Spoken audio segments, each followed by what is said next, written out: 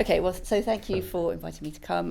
As Martin said, I'm Jo Wheeler from UK Greenburn Council. I recently chaired a UK GBC task group looking at health and wellbeing in homes. Some of the task group members are here today and we'll be speaking later, so no doubt you'll hear more a bit later as well. Both the full report and the executive summary are available to download freely on our website, ukgbc.org. So if this presentation piques your interest, please do go and have a look. So just by way of background, this report forms part of the World GBC Better Places for People campaign, which aims to accelerate the demand and supply of healthier buildings across the globe. And so far that campaign has produced 3 reports, one on health and wellbeing in offices in 2014, one on the retail sector earlier this year in February, and most recently in July, this one on homes. And this one is a little bit different, the housing sector one, because it's focused specifically on the UK housing market, whereas the others were for the global market. So why homes? Why focus on homes? Well, I had a great quote from the report on a slide, but our homes influence almost every aspect of our lives, and so it's crucially important that we get them right from the design stage. As previous speakers have mentioned, we spend 90% of our time indoors, and 65% of this time is in our homes. They're where we eat, where we rest, where we unwind, where we relax, and where our children have many of their most formative experiences. They are, of course, for most of us, also our largest financial commitment on a monthly basis, whether you rent or you own your own home. They're our biggest financial outlay. And we also, of course, all have a strong emotional connection to our home, investing time, money, and lots of effort into DIY, making them comfortable and maintaining them.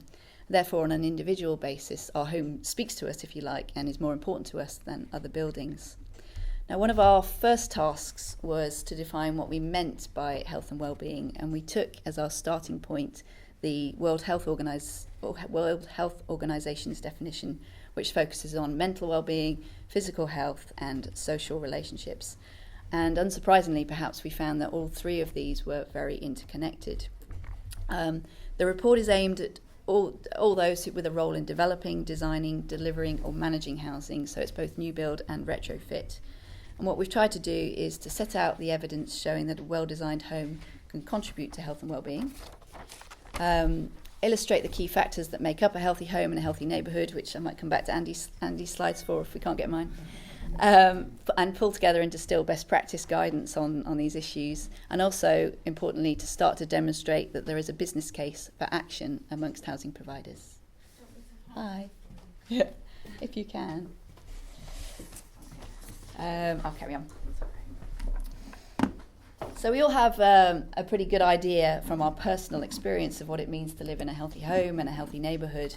But as Claire was mentioning, it's really important that we try to make this robust. So to give definitions of what we mean by a healthy home more tangibility, and consequently we can then start to attach value to them. There you go. Well done.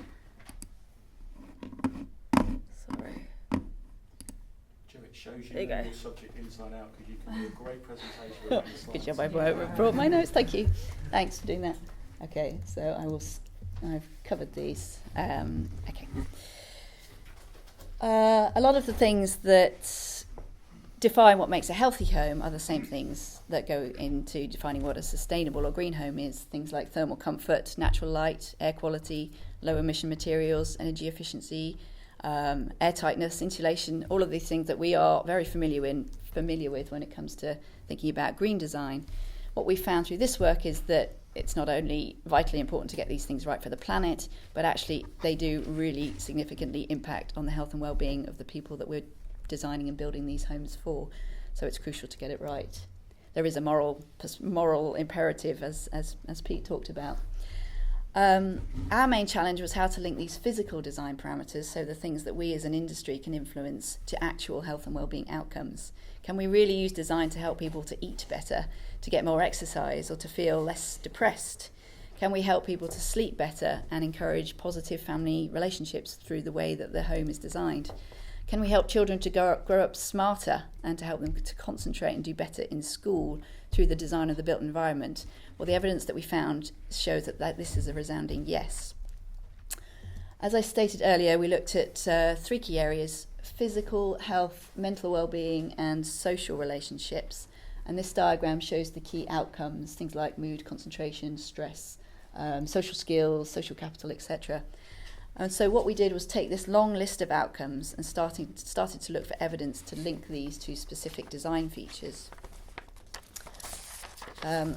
This WYSI matrix, which I realise you're not going to be able to read, but I can share with you after this session if it's of interest. This matrix begins to map out the links that we found. Some of the links were direct, such as that between lowered obesity rate and the provision of a local grocery shop, so getting people to walk to the shop.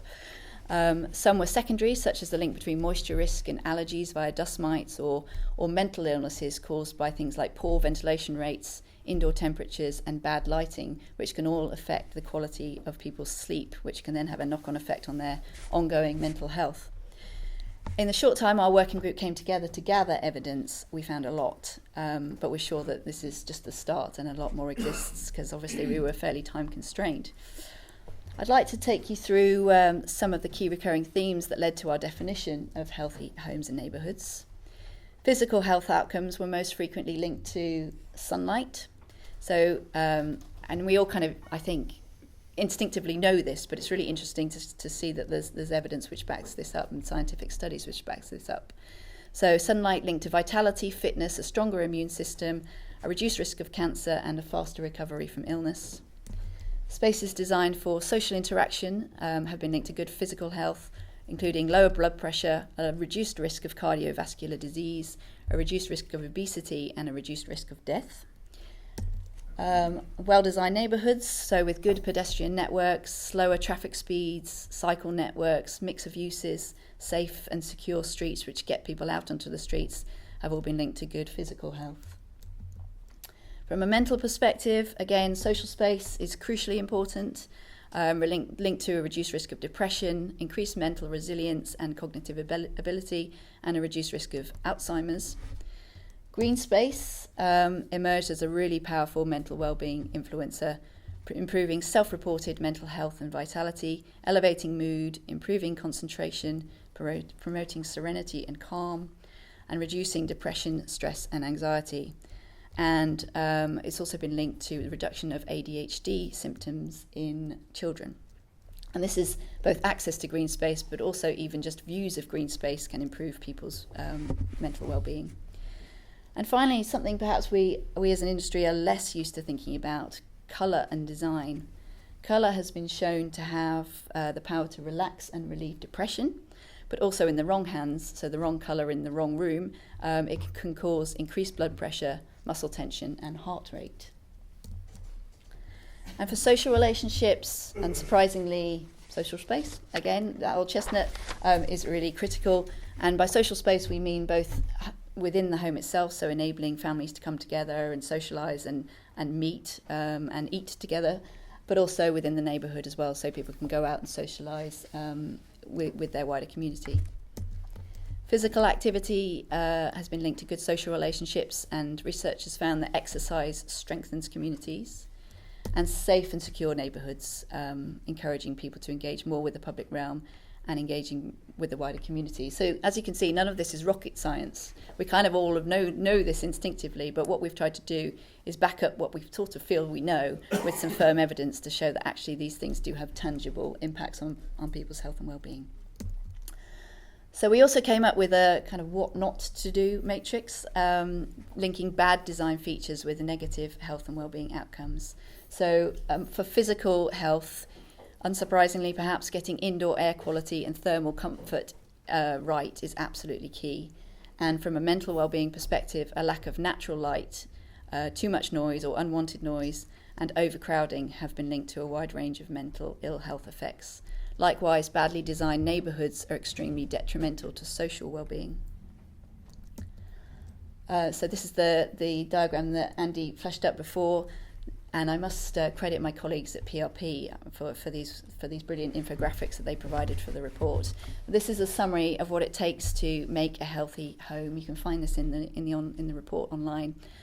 Some of these are well-established green features like natural light promotion, thermal comfort, good window design, etc., and green materials. But healthy homes, in addition, will be designed to promote good sleep and healthy sleep, positive family relationships, and features that reduce stress and promote relaxation. So, for example, access to quiet space so that individuals can get away from each other within a family setting and have their own time, or children can do their homework in peace, those kind of things. So the same goes for neighbourhoods. Healthy neighbourhoods echo best practice in urban and town planning, things that we already know. Emphasis needs to be on healthy food, active lifestyles, biophilia, so views of nature and getting people back in touch with nature, and community cohesion. And in this industry, as we like triangular hierarchies and pyramids, we produced this one for the report. This illustrates that designing healthy homes and neighbourhoods results in a higher impact for lesser effort and resources compared to placing the burden on the NHS.